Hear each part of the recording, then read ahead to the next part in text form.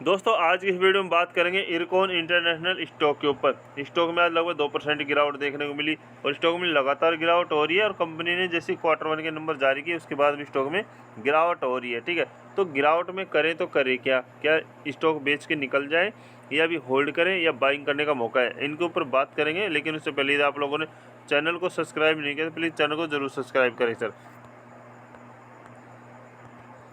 पहले तो जो है कंपनी के नंबर देखते तो कंपनी के नंबर में सर इस बार जो है सेल्स में बड़ी गिरावट देखने को मिल रही है। ठीक है, यानी कि यहाँ पे सेल्स देखें तो सेल्स में गिरावट देखने को मिल रही है।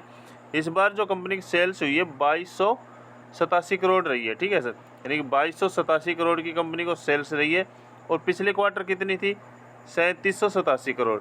तो क्वार्टरली वाइज तो गिरावट है ही। ठीक है, और ईयरली वाइज एक साल पहले की बात करें इसी समान तिमाही में तो 2764 करोड़ की।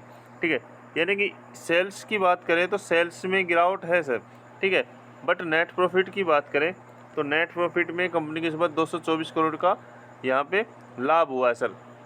यानी कि क्वार्टरली वाइज बात करें तो 247 करोड़ और यहाँ पे 187 करोड़। ठीक है, यानी कि यहाँ से गिरावट है बट ईयरली वाइज जंप है, बट वो जंप नहीं मिल पाया सर।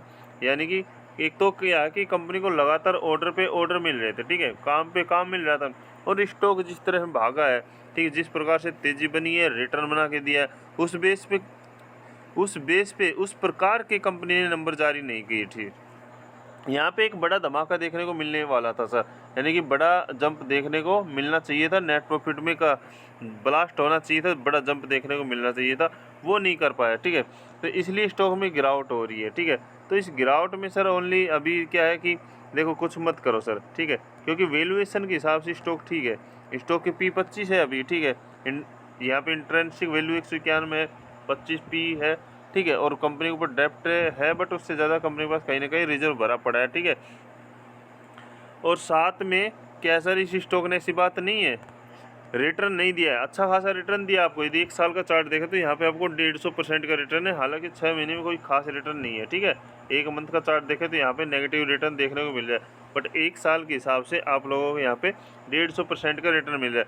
लेकिन स्टॉक अब इस लेवल पे, ठीक है, काफ़ी ऊपरी लेवल पे जाके लगभग ये हमारा स्टॉक हाई इसने 300-350 रुपये के लगभग बनाया है। ठीक है, उसके बाद स्टॉक में गिरावट देखने में तो स्टॉक लगभग आपको लगभग 80-90 रुपये सस्ता मिल रहा है सर। ठीक है, और मैं तो ये कहूँगा यदि इस भाव पे आप देखो बेचो मत सर, सीधा है बेचो मत किसी भी स्टॉक को गिरावट में। ठीक है, और भागते स्टॉक को पकड़ो मत। ठीक है, और भागते हुए स्टॉक को यदि आप पकड़ते हो, यदि पिकअप यहाँ पे टॉप पे खरीदारी करते हो उसका रीज़न समझो। ठीक है, तो अब स्टॉक इस लेवल पे आ चुका है। ठीक है, इस लेवल पे आप बाइंग कर सकते हो। 250 से 55 तक स्टॉक में यदि और गिरावट होती है तो यहाँ पे फ्रेश एंट्री ले सकते हो।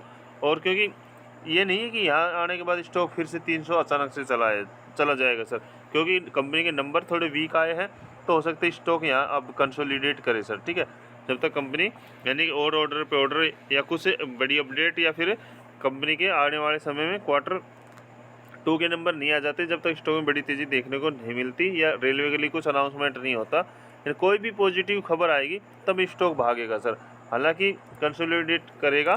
ठीक है, तो जिसके पास है ओनली वही स्टॉक को होल्ड करो और बाकी जिसके पास नहीं है तो उसके लिए अपॉर्चुनिटी है, स्टॉक को इस लेवल पे खरीदारी कर सकते हो 250 से लेकर 255 के बेस पे। यदि कल स्टॉक में गिरावट होती है तो बाकी इस लेवल पे भी आप इस स्टॉक में बाइंग कर सकते हो सर।